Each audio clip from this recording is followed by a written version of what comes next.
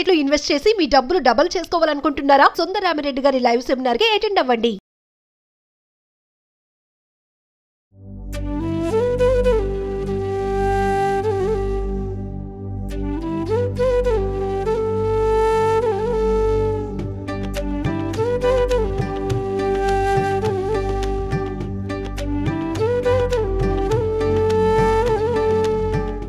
ప్రస్తుతం మనతో పాటు ప్రముఖ ఆధ్యాత్మికవేత్త శ్రీనివాసులు అనంతరామ శర్మ గురుగారు. గురుగారు నమస్కారం అండి. నమస్కారం. రెండో రోజున ఏ అమ్మవారి అలంకరణ అనేది ఉంటుంది? ఆ రోజు చేసుకోవాల్సిన నైవేద్యాలు ఏంటి? పూజా విధానం ఏంటి గురుగారు? మనకి రెండో రోజు గాయత్రీదేవి అలంకరణ. గాయత్రీదేవి అలంకరణ. గాయత్రీదేవి అలంకరణ ఆరెంజ్ కలర్ వస్త్రములు అమ్మవారికి సమర్పించి లేదంటే అలంకరణ చేసుకొని కొబ్బరి అన్నం పెట్టాలి. కొబ్బరి అన్నం పెడితే సరిపోతుంది. ఇక్కడ మరి గాయత్రీదేవి అంటే ఈమె గాయత్రీదేవి ఎవరో కాదు, సూర్యుడి యొక్క శక్తి గాయత్రిగా చెప్పబడుతూ ఉంటుంది. సూర్య శక్తి. అందుకే మనం గాయత్రి మంత్రం చేసేటప్పుడు అర్ఘ్యప్రదానాలు, సంధ్యావందన సమయంలో అర్ఘ్యప్రదానాలు చేస్తూ ఉంటాం. సూర్యుడికి గాయత్రి అమ్మవారి ద్వారానే అర్ఘ్యప్రదానం ఇస్తూ ఉంటాం.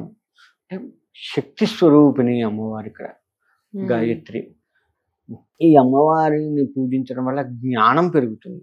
అమ్మవారిని ముఖంలో వర్చస్సు వస్తుంది. ముఖ్యంగా ఏంటంటే ముఖంలో వర్చస్సు వస్తుంది. అమ్మవారి పూజ ప్రతిరోజు కూడా, అమ్మవారి నవరాత్రులనే కాదు, ఎప్పుడైనా అమ్మవారిని ఈ గాయత్రీదేవిని పూజించాలి అంటే సూర్యోదయానికి పూర్వమే పూజించుకోవాలి. గాయత్రీదేవి యొక్క ప్రత్యేకత ఎందుకు అంటే అర్ఘ్యప్రదానాలు సూర్యుడు వచ్చేలోపే బ్రాహ్మణులు అర్ఘ్యప్రదానం ఇస్తూ ఉంటారు. ఆ అర్ఘ్యప్రదానం ఇవ్వటం వల్ల సూర్యుడు వచ్చేటువంటి రథానికి అడ్డం పడేటువంటి రాక్షసులు ఎవరైతే ఉన్నారో వాళ్ళు ఈ అర్ఘ్యప్రదానం నీళ్ళకి కొట్టుకొని వెళ్ళిపోతారు. సూర్యుడు మంచి చక్కగా వెలుగును ఇస్తాడు, ఏ ఆటంకం రాకుండా వెలుగొందుతాడు. తద్వారా సూర్యశక్తి మొత్తం కూడా భూమండలం మీద పడి మనకి వెలుగునిస్తుంది. అందుకని ముఖంలో వర్చస్సు కూడా అందుకే వస్తుంది. ఒకటి చూడండి, మనకి మబ్బులు పట్టి ఉన్నప్పుడు మనం లేవాలన్నా ఆ రోజు చేసే ప్రతి పని కూడా కొంచెం మందకొడిగా సాగుతూ ఉంటుంది. ఏం కాదులే అన్నట్టుంటుంది. అంటే ఉత్తేజం ఉండదు మనలో. సూర్యుడు వచ్చి ఎండాకాలం ఎంత ఉత్తేజంగా ఉంటాం, సూర్యుడు వెలుగు ఎక్కువ ఇస్తున్నాకైతే మనలో ఉత్తేజం పెరుగుతూ ఉంటుంది. అట్టని మరీ అతిగా ఇస్తే ఎండాకాలం మనం అడ్డం పడతాం, కొబ్బరి నీళ్ళు ఎన్ని దాగి కదా. అయితే అందుకని సూర్యుడు తేజస్సు, వర్చస్సు, మనలో ఉత్సాహాన్ని ఇస్తుంది అమ్మవారు.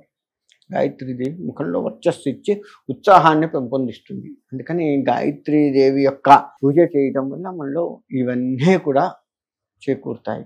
అందుకని ఈరోజు గాయత్రి మంత్రం ఉంది. ఆ గాయత్రి మంత్రం అందరికీ తెలిసిందే. ఓం భూర్భువస్సువః తత్సవితుర్వరేణ్యం భర్గో దేవస్య ధీమహి ధియో యో నః ప్రచోదయాత్. ఇది గాయత్రి మంత్రం అందరికీ తెలిసిందే, కానీ దీన్ని ఆడవాళ్ళు ఉచ్చరించడానికి లేదు. శ్రీ మహాగాయత్రి ఏ నమః అనుకున్నా చాలు. ఎందుకంటే ఈ గాయత్రి మంత్రం అనేది మనం నైవేద్యాలు పెట్టేటప్పుడు వాడతాము. మహామంత్రంగా బ్రాహ్మణులు వాడుతూ ఉంటారు కాబట్టి అది బయటికి చదవటం లేదు. ఇవాళ ఈ గాయత్రి మంత్రం అనేది బహిర్గతంగా దేవాలయాల్లో బాగా పెడుతూ ఉంటారు. ఉచ్చారణ దోషం వస్తే వ్యతిరేక ఫలితాలు వస్తూ ఉంటాయి. అందుకే మహామంత్రాలు ఏవి కూడా బహిర్గతంగా నిషిద్ధం. మనలో ఇప్పుడు గాయత్రీదేవి మంత్రాన్ని మనం తప్పుగా పలకటం వల్ల మనలో ఉత్సాహం పోతుంది, మనలో తేజస్సు, ముఖంలో మంచి వర్చస్సున్న వాళ్ళు అనుకున్నది తగ్గిపోతుంది తప్పుగా పలికితే. సరి అయిన పద్ధతిలో ఒత్తులు పుల్లు ఉదాత్తాలని ఉంటాయి ప్రతి మంత్రానికి కూడా. అంటే ఏది కిందికి పలకాలి, ఏది పైకి పలకాలి, ఏ సరళంగా పలకాలి, ఎప్పుడు ఎట్లా పలకాలి, ఏ సమయంలో నీవు ఆ మంత్రాన్ని చెయ్యాలి, దానికి నియమాలు ఏంటి, ఇవన్నీ కూడా ఉంటాయి. గాయత్రి మంత్రానికి ఇంకా ఎక్కువ ఉంటాయి. కాబట్టి దాన్ని నీవు సక్రమమైన రీతిలో చేయకపోతే వ్యతిరేక ఫలితాలు వస్తాయి. అందుకే ఆ గాయత్రి మంత్రాన్ని ఎవరూ కూడా తొందరపడి ఉచ్చరించకూడదు.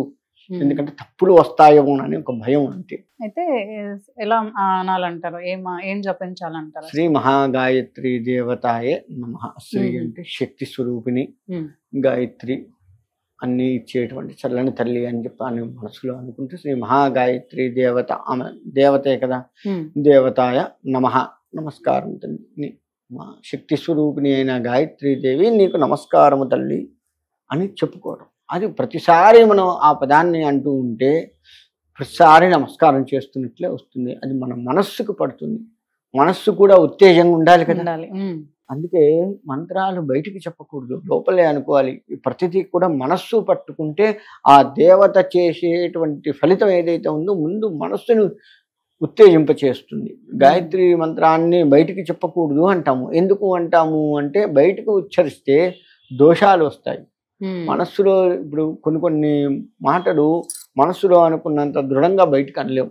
కొన్ని పదాలు మనసులో మంచిగా అనుకుంటాం, దాన్ని బయటకు అనాలి అనేసరికి కొంచెం తడబడతాము, తప్పులు పోతూ ఉంటాయి.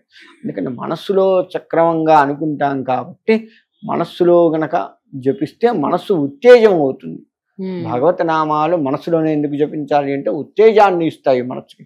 మనస్సు కనుక ఉత్తేజంతో ఉంది అంటే మనం పొద్దున్న ఉత్తేజంతో ఉంటాం. మనస్సు సక్రమైన రీతిలో ఉంది అంటే మంచిగా ఉంటుంది. ఇంగ్లీష్లో ఒక మాట ఉంది, బాడీ ప్రజెంట్ మైండ్ ఆబ్సెంట్ అని. అలా ఉంటే చేసేది ఏం లేదు. మైండ్ అంటే మనస్సే. మనస్సు ఎక్కడికి తీసుకెళ్తే మనం అక్కడికి వెళ్తాం. ఇప్పుడు ఇక్కడుండి మనం అమెరికా కూడా పోవచ్చు. మనం బాహ్యంగా అమెరికా పోవాలి అంటే వీసాలు అవో ఇవో ఏదో గోల ఉంటుంది, చెకింగులు అవన్నీ ఉంటాయి. కానీ మనస్సుకి ఏ చెకింగ్ అవసరం లేదు. అమెరికా పోతుంది, పాకిస్తాన్ పోతుంది, ఎక్కడికో పోతుంది. కానీ అమ్మవారి దగ్గరికి పోతుంది. అక్కడ ఒక్క దగ్గరకే పోదు కానీ అన్ని చోట్లకు పోతుంది మనస్సు. కానీ మనస్సుని ఉత్తేజింప చేసుకోవాలి, ఆమె పాదాలను ఆశ్రయించాలి. నీట్గా మనస్సుకి దృఢంగా చెప్పుకుంటూ అమ్మవారి గాయత్రి మంత్రాన్ని కనుక చెప్తే ఇది తీసుకెళ్ళి ఆమె పాదాల దగ్గర పెడుతుంది. ఈ 9 రోజులు తాంబూలం ఇచ్చుకోవచ్చు అంటారా? ప్రతి రోజు తాంబూలం ఆ రోజే ఈ అమ్మవారికి. ఎందుకంటే ఒక అవతారంలో అమ్మవారు వచ్చింది, ఆ అవతారాన్ని పరిపూర్ణత చేసుకొని వెళ్ళిపోవాలి కదా ఆమె. ఇంకో అవతారంలో మరో రోజు రావాలి కదా. ఎందుకని ఏ అవతారంలో ఆ అవతారం తాంబూలం ఇవ్వాల్సిందే.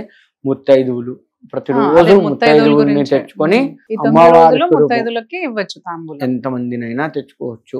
ఒకళ్ళు దొరికితే ఒకళ్ళే ఉండకూడదు, తోడు ఉండాలి. ఇటువంటి ఏమీ అమ్మవారికి ఇచ్చి మళ్ళీ ముత్తైదులకి ఒకరికైనా ఇచ్చుకోవచ్చు అంటారు. అమ్మవారికి పెట్టిందే ముత్తైదువులకు ఇచ్చుకోవచ్చు, లేదు ముత్తైదువులకు ప్రత్యేకంగా తెచ్చుకోవచ్చు. ఇక్కడ చేసే పని ఏంటంటే పూజ చేసుకునే మనం ఏం చేస్తున్నామంటే ఒక 10,000 రూపాయల చీర తెచ్చుకుంటాం, అమ్మవారి ముందు పెట్టి కట్టుకుంటాం. ముత్తైదు వస్తే 200 రూపాయల చీర తెస్తాం. ఇది ఒకటి చేస్తారు మన వాళ్ళ దగ్గర. మంచి తెలివితేటలు ఏంటంటే ఇది ఒకటి ఉంది. అంటే నిజంగా ముత్తైదువు రూపంలో మన ఇంటికి అమ్మవారు రావాలి, సాక్షాత్ అమ్మవారి స్వరూపాన్ని భావించే మనము అమ్మవారికి చేస్తున్నాము, అమ్మవారికే ఇస్తున్నాం అన్న దగ్గర మాత్రం పిసినారితనం చేస్తాం. మనం కట్టుకోవాలి, మనకే ఉంటుంది అన్నది మాత్రం కొంచెం ఎక్కువ రేటు పెట్టి మంచిది చూసి, కలరు అన్ని మంచిది చూసి, బార్డర్ ఉందా ఇవన్నీ చూసి తెచ్చుకుంటాం. కానీ ముత్తైదువు సాక్షాత్ అమ్మవారే నా ఇంటికి వచ్చి తాంబూలం స్వీకరిస్తుంది అనుకున్న వాళ్ళకు మాత్రం మామూలు చీరలు తీసుకొస్తాం. అది తప్పు. చేతి ఏదైతే ఉందో బ్రాహ్మణులకు కావచ్చు, ముత్తైదువులకు కావచ్చు, వాళ్ళు వాడుకునేటట్లు ఉండాలి. హైదే ఉంది అని జాకెట్ ముక్కలైనా సరే వాడుకునేటట్లు ఉండాలి. మంచివి తీసుకొద్దాం. ఎప్పుడు ముత్తైదువులు శ్రావణ మాసంలో వస్తారు, ఈ అమ్మవారి నవరాత్రులు వస్తారు. ఎప్పుడు నువ్వు ముత్తైదువులను ఎప్పుడు పిలుచుకోవు కదా. కాబట్టి ఒకవేళ పిలుచుకున్న సత్యనారాయణ సంవత్సరం గృహప్రవేశాలప్పుడు పిలుచుకున్న ముత్తైదువులందరికీ ఇట్లా చెయ్యం కదా మనం. ముత్తైదు అమ్మవారి స్వరూపంగా నువ్వు భావించి చెయ్యవు కదా. ఒక్క శ్రావణ మాసం అమ్మవారి నవరాత్రులు తప్ప మిగతా ఏ నెలల్లో కూడా నిజంగా అమ్మవారి స్వరూపంగా నువ్వు ఎవరిని భావించవు, తిట్టి శాపిస్తాను తప్ప కదా. కాబట్టి ముత్తైదు అంటే భగవత్ స్వరూపం, అమ్మవారి స్వరూపంగా భావిస్తున్నావు కాబట్టి మంచిదే పెడతాం వాళ్ళకు కూడా. వాళ్ళు కట్టుకొని ఎన్నాళ్ళైతే ఆనందిస్తారో, ఎన్నాళ్ళైతే కట్టుకుంటారో, ఇది ఫలానా కీర్తి ఇచ్చిందిరా, వాళ్ళ ఇంట్లో పూజ పోతే ఇచ్చింది, ఎంత బాగుంది, చూడు ఎంత బాగుంది, ఇలా చూసుకొని మురిసిపోతారు. చూసారా, వాళ్ళు ఎన్నాళ్ళు మురిసిపోయారో అన్నాళ్ల పాటు నీకు అమ్మవారి అనుగ్రహం వస్తూ ఉంటుంది. అది గుర్తుపెట్టుకోవాలి. ఇదే అనుకున్నారా, అక్కడితో ఆగిపోతున్నా అనుగ్రహం. నువ్వు పూజ చేసినంత వరకే పోతుంది, మిగతాదంతా ఉండదు. అందుకని వాళ్ళు కట్టుకొని వాడుకునేటట్టుగా ఉండాలి, తీసి పక్కకు పడేసేటట్టు ఉండొద్దు మనం ఇచ్చేది. ఆ విధంగా చేసుకోవాలి. ముత్తైదువు రూపంలో అమ్మవారు వస్తుంది కాబట్టి చాలా జాగ్రత్తగా ఉండాలి. ధన్యవాదాలు. మంచిదమ్మా.